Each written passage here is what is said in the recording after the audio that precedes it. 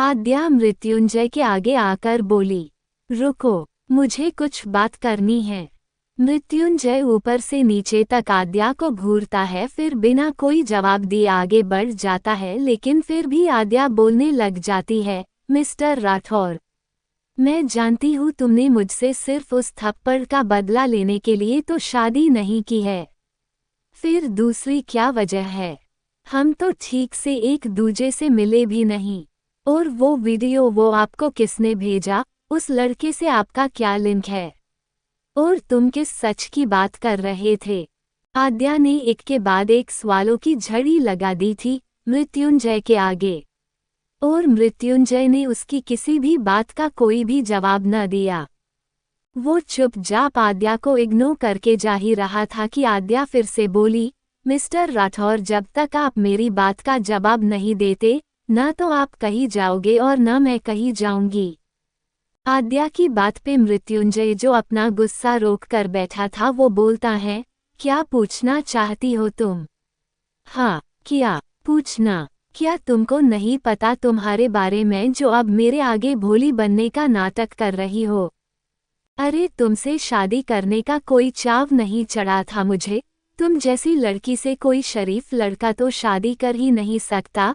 पता नहीं वो दिलीप क्यों तुमसे शादी करने जा रहा था, पर हाँ, शायद उसको तुम्हारे घर वाले जो पैसे दे रहे थे उनसे मतलब था। शायद यही वजह थी कि को तुमसे शादी के लिए तैयार था, वरना तुमसे शादी। इतना बोलकर 1 मिनट को वो चुप हो जाता है, फिर वापस बोला, एक थप्पड़ के लिए मैं अपने लेवल को इतना नहीं गिराता जो तुम जैसी लड़की को अपने गले की घंटी बनाता। तुम अच्छे से जानती हो तुमने क्या किया है, तो अब मेरे आगे ये सीधी और मासूम बनने की कोशिश मत करो, और है अपनी सजा भुगतने को तैयार रहो। इतना कह के मृत्युंजय गुस्से से घूरता हुआ वहां से निकल गया और आद्या कुछ न बोल सकी। मृत्युंजय वहां से जा चुका था और आद्या अभी भी उसी जगह वही खड़ी खड़ी सोच रही थी कि आखिर क्या बता है, क्यों मृत्युंजय उससे ऐसे इल्जाम लगा रहा है। वो बहुत देर तक वही खड़ी रही। उसकी तंद्रा तो तब टूटी जब बाहर से गेट नॉक हुआ। कोई बहुत देर से गेट नॉक कर रहा था। आद्या अपने ध्यान से बाहर आकर गेट खोलने गई तो गेट पे मृत्युंजय की मां खड़ी थी। आद्या ने उनको गुड मॉर्निंग बोला और बोली, सारी मैं भूल गई, आप जाओ, मैं नहाकर बस अभी आई। असल में आद्या को याद नहीं था कि आज उसकी पहली रसोई है, तो उसका लेट हो गया था, इसलिए मृत्युंजय की मां उसे बुलाने आई थी। आद्या जल्दी से रूम में अंदर की तरफ मुड़ गई। इतने में मृत्युंजय भी नहाकर आ गया था। से आद्या अपने कपड़े लेकर नहाने चली गई थी। थोड़ी देर बाद आद्या अपने रूम से बाहर आई। आज उसने वाइन कलर की शिफॉन की साड़ी पहनी हुई थी। प्लेन वाइन कलर की साड़ी के साथ मैचिंग्स ब्लाउज और भरे भरे हाथों की चूड़ियां, गले में मंगलसूत्र, माथे पे बिंदी, हल्का सा मेकअप और सादगी से आद्या कपड़े पहनकर नीचे आ गई थी। वो दादी और दादू और मृत्युंजय के पापा और मम्मा दोनों के पैर छूकर आशीर्वाद लेती है और किचन में पहली रसोई की रस्म करने माँ और दादी के साथ चली जाती है। किचन में दादी और माँ दोनों ने पहले आद्या से गैस चूल्हे को हल्दी लगवाई, फिर उसके बाद किचन के बर्तन में हल्दी लगवाए। उसके बाद उसको कुछ मीठा बनाने को कहा। आद्या को उसकी माँ ने हलवा बनाना सिखाया था, तो वो हलवा बनाने लगी। आद्या काम करते करते भी मृत्युंजय की बातों को ही याद कर रही थी। इतने में उसका हलवा भी बन गया था। बाकी नौकरों ने सारा ब्रेकफास्ट रेडी कर दिया था। बाहर डाइनिंग हॉल में सभी लोग ब्रेकफास्ट के लिए आ चुके थे। मृत्युंजय की पूरी फैमिली डाइनिंग टेबल पे थी। आद्या सबके लिए ब्रेकफास्ट को टेबल पे लगाने लगी।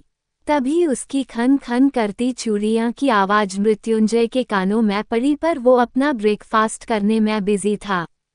दादू और डेड दोनों ने अपना ब्रेकफास्ट लिया और आद्या के बनाए मीठे की तारीफ करके बोले, बस बेटा, इसी तरह मिठास अपने रिश्तों में और इस परिवार में घोले रखना, और जल्दी हमारे बेटे को भी ठीक से हंसना सिखा देना।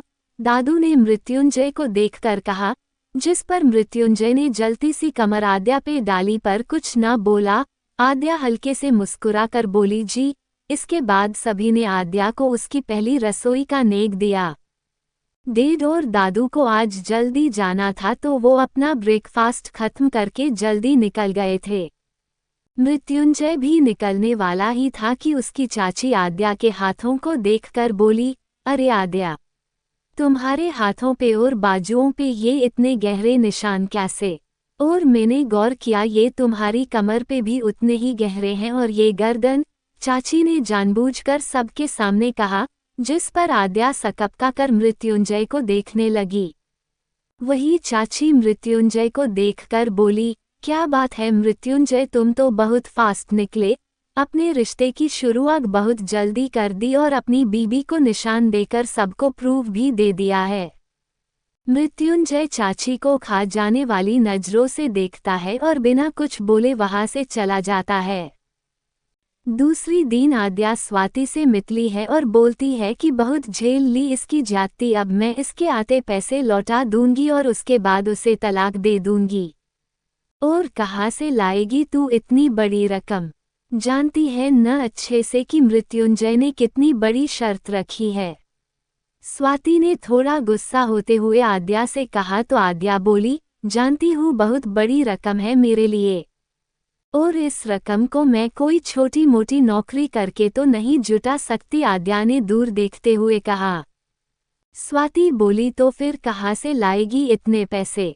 तू शायद भूल रही है मैं सीएस कंप्यूटर साइंस की स्टूडेंट है।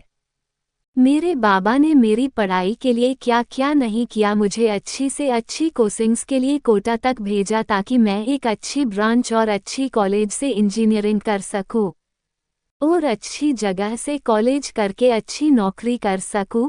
मैंने इतनी मेहनत करके सीएस ब्रांच ली सिर्फ इसलिए ताकि बाबा के सपने को पूरा कर सकूं। मैंने बहुत पहले एक सॉफ्टवेयर बनाने का सोचा था और उसके लिए मुझे किसी की ज़रूरत पड़ेगी, इसलिए मैंने फैसला किया है मैं कॉलेज के साथ साथ जॉब करूंगी और उसी कंपनी के साथ मिलकर मैं अपने सॉफ्टवेयर को मार्केट में लॉन्च करूंगी और फिर उन पैसों को मैं मृत्युंजय के मुंह पे फेंक कर मैं अपने घर वालों को सेफली आज़ाद भी करवा सकूंगी और आगे भी मैं घर वालों के लिए सब ठीक कर दूंगी। पहले मैंने सोचा था कॉलेज पूरा होने के बाद करूंगी क्योंकि इसके लिए मुझे बहुत मेहनत करनी होगी, पर अब मैं अभी स्टार्ट करूंगी ताकि जल्द से जल्द मैं उस मृत्युंजय से दूर हो सकूं। आद्या एक ही बार में पूरी बात बोल गई।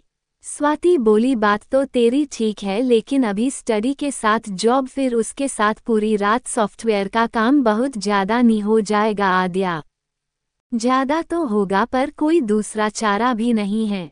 आद्या ने अपनी बेबसी स्वाति के आगे रखी। दोनों सहेली थोड़ी देर चुप रहीं, फिर स्वाति ने आद्या को आगे के लिए बेस्ट ऑफ लक कहा और उसके बाद किसी भी टाइम हेल्प लेने का प्रॉमिस करवाकर आद्या को अपने घर से विदा किया। शाम के 4 बजने से पहले आद्या घर आ गई थी। इसी टाइम मृत्युंजय मीटिंग से फ्री हुआ था। उसके फ़ोन पे एक मैसेज आया था। उस मैसेज को देख मृत्युंजय की गुस्से से भौहें तन गई थीं। पाउटिंग वो गुस्से में फ़ोन को अपनी जेब से निकालकर आद्या का फ़ोन लगा देता है। फ़ोन के दूसरी तरफ से आद्या बोली, बोलो क्या हुआ? मृत्युंजय गुस्से से दांत पीसकर बोला, पाउटिंग ग्रिमस कहाँ हो इस टाइम? आद्या ने अपने आसपास देखा, फिर माँ दादी और चाची को देखकर बोली, घर माँ दादी और चाची के साथ कपड़े देख रही हूँ। उसने ये बात आसपास देखकर बहुत प्यार से नाटक करते हुए बोली। मृत्युंजय को उस पे भरोसा नहीं हुआ। उसने कहा, ठीक है तो वीडियो कॉल अटेंड करो। आद्या ने वीडियो ऑन कर दिया और दादी की तरफ कैमरा कर दिया। दादी कैमरे पे बोली, अरे जय देख, हम तेरी बीबी के लिए कल के फंक्शन के लिए कपड़े सेलेक्ट कर रहे हैं, तू भी देख कर बता दे कुछ पसंद हो तो। मृत्युंजय दादी की बात पे बोला, दादी आप लोग देखो, और इतना कह के फ़ोन कट कर दिया। इसके बाद सभी आद्या के लिए ज्वेलरी देखने लगे। सभी की पसंद से दिखावे के लिए आद्या अपने लिए ज्वेलरी ले लेती है। सारी चीज़ें देखते देखते शाम हो गई थी।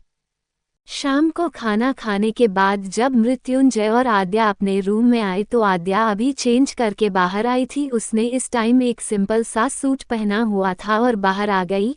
मृत्युंजय उससे बात करने वाला था, तभी उसके फोन पे किसी का फोन आया। वो वहीं बैठकर बात करने लगा। आद्या के फोन पे भी स्वाति का फोन आया। वो स्वाति से बात करने बालकनी में चली गई। मृत्युंजय ने आद्या को देखा लेकिन अभी कुछ बोला नहीं।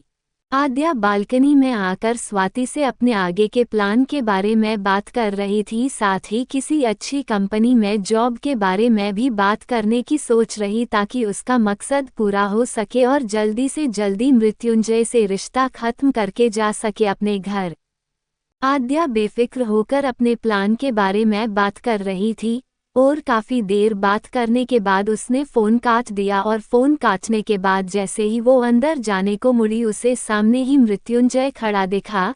एक बार को तो आद्या उसको अपने सामने देखकर डर गई, फिर उससे बचकर दूसरी ओर से होते हुए बिना उसकी ओर देखे अंडे जाने के लिए मुड़ गई। उसने अभी बालकनी का गेट पार ही किया था कि मृत्युंजय उसके पीछे से ही बालकनी के गेट को बंद करके अंदर आ गया। आद्या अंदर ही अंदर बहुत घबरा रही थी कि कहीं मृत्युंजय ने उसकी बातें सुन तो नहीं ली। वो अपना फोन एक साइड रखकर बेड पे लेटने को हुई कि अचानक से उसे अपने हाथ पे मृत्युंजय की पकड़ महसूस हुई।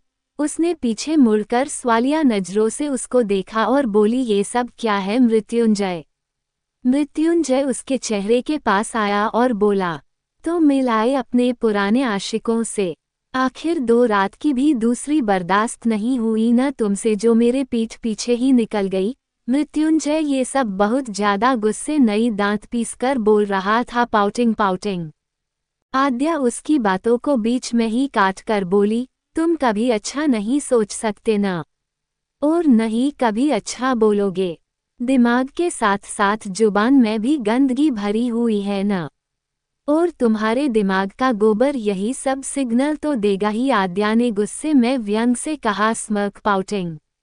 मृत्युंजय उसकी बात से और भी ज्यादा गुस्से में आग बबूला हो गया। वो आद्या के ऊपर बरसने के लिए उसके हाथ को जोर से खींचकर आद्या के बिल्कुल अपने चेहरे के सामने लाकर बोला, तुम्हारी इतनी औकात नहीं है कि तुम मृत्युंजय राठौर को कुछ बोलो, और तुम्हारी तरह गंदा तो कोई हो ही नहीं सकता। मेरे दिमाग में गोबर बता रही हो, जबकि तुम्हारे खुद के चरित्र में से तो गोबर के कीड़ों की बू आती है। पाउटिंग मृत्युंजय ने बहुत ज्यादा गुस्से से कहा।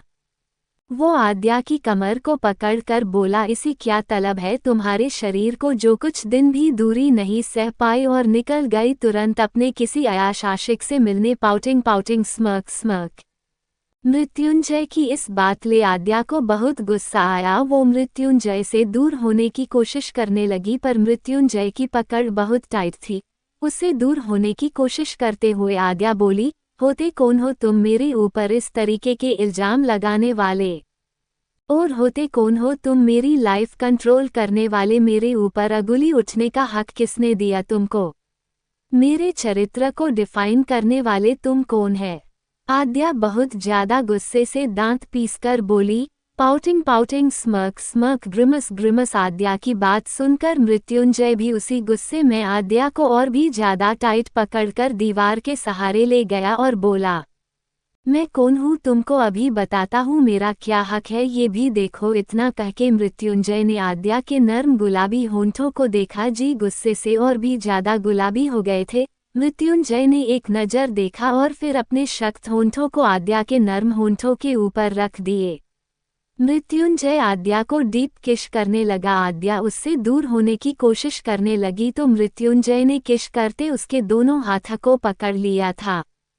बहुत देर तक किश करते रहने से आद्या की सांसें फूलने लगी थी। तब जाकर मृत्युंजय ने आद्या के होंठों को अपनी गिरफ्त से आज़ाद किया। आद्या अभी गहरी गहरी सांस ले रही थी।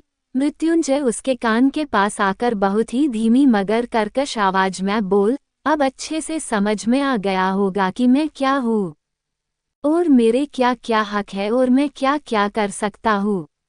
Pouting smirk. मृत्युंजय ने जहर बुझी मुस्कान के साथ कहा और फिर थोड़ा दूर होकर बोला, आज के बाद तुम मेरी परमिशन के बिना घर से बाहर पैर नहीं रखोगी, और तुम्हारे पुराने अफेयर अब बंद कर देना, नहीं तो मुझे अच्छे से आता है बंद करना। ऐसा कहके मृत्युंजय बिना आद्या को देखे बेड से अपना फोन उठाकर एक साइड वाले कोने पे बेड पे लेट गया।